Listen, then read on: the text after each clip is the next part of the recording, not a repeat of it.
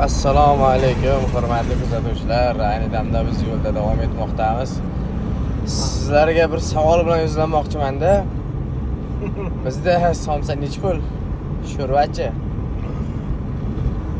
Samandar aka, siz nima deysiz? Menga asabimni bizda bu bola.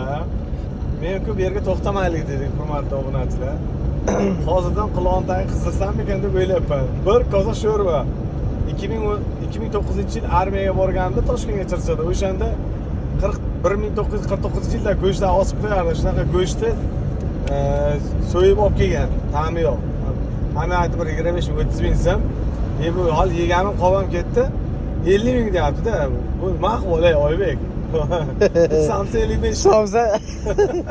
Undan ko'ra Surxondaryoning 5 ta somsasini yesangiz 5 kun ovqat yemaysiz aka. Hurmatli kuzatuvchilar, kommentariyada yozib qolingizlar-da. Bu nima ahvol? Bir somsa 55 ming, bir kosa sho'rva 50 ming, non choy yo'q ichida.